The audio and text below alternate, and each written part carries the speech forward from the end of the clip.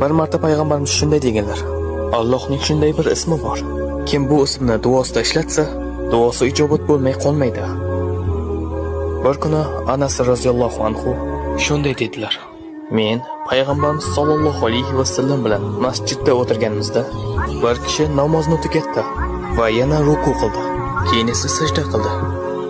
U sajda qilib bo'lgach shunday dedilar: اللهم إني أسألك بأني أشهد أنك أنت الله لا إله إلا أنت الأحد الصمد الذي لم يلد ولم يولد ولم يكن له كفوا أحد.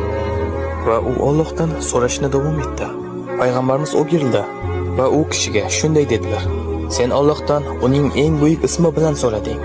Agarda kimdir Allohdan shu ism bilan iltijo qilsa, Alloh unga javob beradi.